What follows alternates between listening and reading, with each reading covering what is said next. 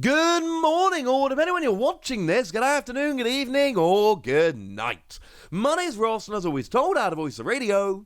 So today, we need to talk about a very weird story that I did not know anything about and I did not see coming. And that's slightly unusual. Because usually, I've heard a whisper or a rumble or something. But no, ladies and gentlemen, we have got a test print Charizard that I knew absolutely nothing about. Now, at this stage, I do need to give a massive shout out to CGC Cards. They were the people that did go and, well, they're a grading company, right? As I'm sure a lot of you know. They graded this card, then they did an article about the card, shared some images, etc. So just to be perfectly clear at the outset, the images of the card do come from the lovely folks over at CGC, who are a grading company. I have no affiliation with them. I'm not sponsored by them. But they're sharing cool information about this, so I don't know, maybe go and check them out. Show them a little bit of love, because they seem like cool people. Not an endorsement, not sponsored by them, just pointing out they're sharing cool information, and they're awesome for doing so. And what we've got here is a test print Charizard. It's been graded at a 5.5 base set, shadowless, disco holo test print. Now, in terms of the value of this card, I have absolutely no idea whatsoever. Pass, honestly, on this one. But this is, I hear a lot of people overuse the phrase grail cards. The phrase grail card is overused. I've seen people describing recent sets as grail cards. Like something like, I don't know, let's go to Evolving Skies and talk about the Umbreon. Now, this Umbreon is a very rare card with a very low pull rate, and I've done the listing, every so often I'll show you a listing of the most expensive alternate art cards, and this is very much always up there. It is the most expensive of the alternate art cards we've got at the moment, and it is a very cool card. And if you go to somewhere like TCG Player, they've got the value listed here as a not insignificant $322.94, though it is sitting there, out of stock at the moment. If we go and have a look at eBay as an example, because it's always nice to go and look at the alternate arts there and the sold values and see how much people have actually gone and paid for this. The most recent sold listings for raw cards are sitting at around $300. This is a good card. I'm not sure I'd describe it as a grail card. Now, for some people, it being their own personal grail card that they're going for, absolutely. But it's a card that can be got from a set. It's a $300 card, which is obviously a large amount of money. But I just want to say at the outset here, when we're talking about grail card with Charizard, we are not putting it even remotely side by side with something like an alternate art Umbreon. This is a whole different, I would say a whole different ballpark, but really it's a whole different planet. It's ridiculous. And I don't know how many of these Charizard actually exist, but there's not likely to be many. Now, what is interesting is that there was actually a whole sheet of these cards that was sold by Hakes Auction. I'm probably pronouncing that terribly, I apologize. But it was sold on Wednesday, November the 3rd, 2021. And the sheet was sold for $45,559.80. Here you can see the entire sheet. Here you can see a close-up of some of the cards, including Charizard and Blastoise. And here's Charizard from the sheet. And here's Blastoise from the sheet. And you will notice that because we're rocking an uncut sheet here, there are multiple Charizard on this sheet. Because for anyone that doesn't know, this is how Pokemon TCG cards are actually printed. They're printed on big sheets, so there's many of them, and then they're cut into individual cards to then be put into packs.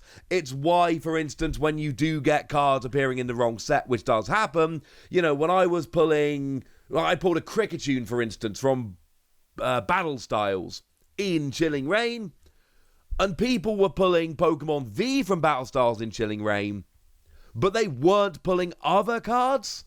And this is the reason. I do see people sometimes saying, oh, it's a bit suspicious. It's only Pokemon V being pulled. No, it's not suspicious. That's exactly what we would expect to happen. because it is clearly a sheet of Pokemon V which has been put into the wrong packs, or a few sheets, and this is how that happens. So, yeah, I don't know whether the Charizard is cut from this particular sheet. One would imagine not. Honestly, that would ruin the value. But it is interesting to note, if you have a look, you've got square cut corners, not properly rounded corners. Now, as CGC note, this is a test printing, and test prints are either generally not sent to the factory to be cut up, or where they are, they're not, cut up and then rounded off. They're literally just cut as normal, which does make perfect sense because it's a test print. You're not trying to get them ready for customers. Why go to the extra effort of trying to round the corners? And there are a couple of other interesting things about this, such as the layout of the sheet, and I'm not expecting most of you to have noticed this, but the layout of the uncut sheet is actually the layout of the unlimited run, rather than the first edition run. They changed around how they printed the sheets between those two runs, which basically tells us this was not a test run from before the release of the base set. This was a test run of after the release of the base set. And actually, at this stage, we'll talk more about this in a moment, but it is worth comparing this to the Blastoise I showed you a while ago, because, this Blastoise is clearly a mock-up from before the release of the set. You'll notice that it uses different font, and there's a billion different things, including the artwork, which is not what base set Blastoise looked like. But if we put this side by side of a base set Blastoise, I've done a whole video, picking apart the differences. I'll try and remember to link that in the description. My point is, this is clearly hey, this is what Pokemon cards could look like, and the back of the card was a Magic card, and it was Wizards of the Coast, who make Magic the Gathering, saying, hey, this is what a Pokemon card could look like. And there's a whole bunch of differences. That is not here. If we put this side by side of a base set Charizard, we can see that nothing's changed. There's just a bunch of stuff missing. So, for instance, the picture of the Charmeleon in the Stage 2 isn't there. The fire energy symbols, both next to the HP and next to the attack, are missing. The flame Pokemon, the length and the weight from underneath the picture are gone. The weakness is missing and resistance, but only the energy symbols, the -30 is there. The retreat cost symbols are missing.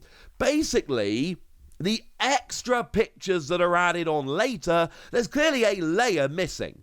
The layer that puts all of the energy symbols, the picture of Charmeleon, etc., and then you've got the little Pokedex information. That's all missing, but the artwork is right, the layout is right, the text is right. It's all there. It looks like base set Charizard, but with a different holo pattern. A very different holo pattern. And what is suggested by CGC, and I'm sorry, but I can't give you an alternate explanation here, because this just makes way too much sense. It was exactly what I was thinking. They're trying out a new holofoil. Simple as that.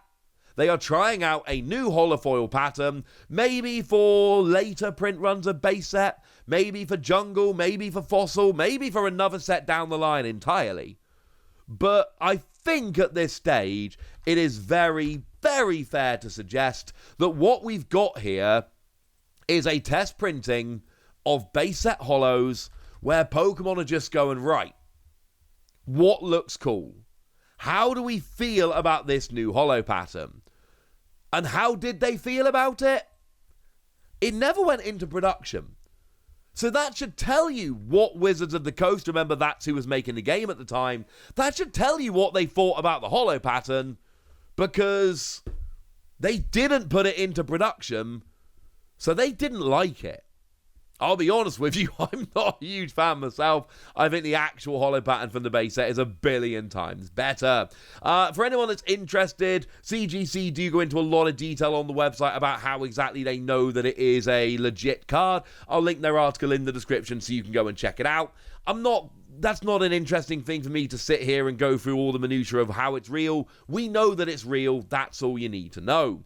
I'm more interested in how this came around and the fact that as much as this was a test of a new holofoil pattern, and that's all I can realistically think it is, that Wizards never chose to go for it. So what have we got in terms of value?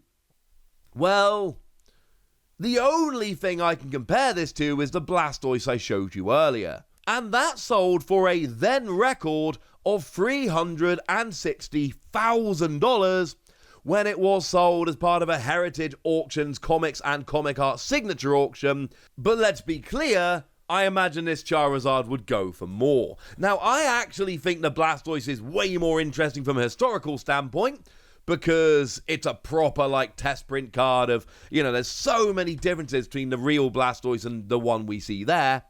But the fact of the matter is, it's not a Charizard. And I'm sorry to be a little bit reductive, but that's about the best I can say. It's not a Charizard. We all know that when it comes to Pokemon TCG value, Charizard is on a whole different level, and this is a unique Charizard. Now, I've shown you there was an uncut sheet that was sold at auction, so there are more of these out there. Exactly how many, I have absolutely no idea. You've got to imagine that if there's one uncut sheet, and then at least this, there aren't going to be that many more, because why would Wizards of the Coast want to do multiple printings? That doesn't really make a huge amount of sense. I don't get it. When you're doing a test printing, you're printing it up to see what they look like in person, in real life. You don't print sheet after sheet after sheet. So I can't imagine there's a huge amount out there, but I don't know for certain, and that kind of interests me. For now, ladies and gentlemen, I want to know what you think about this. I want to know how much you think this Charizard is worth. I want to know, quite frankly, anything you want to tell me. So let me know in the comment section, would ya? Go nuts! Be nice! And then make sure you like this video, subscribe to this channel, follow me on Twitter at TheWarty, and Twitch for some live action at twitch.tv/PTCGRadio. If you want to support the channel, get some bonus podcasts and all that good stuff, head on over to patreon.com/PTCGRadio, where you can do exactly that. But by far the most important thing, as always, look after yourselves till next time, would ya?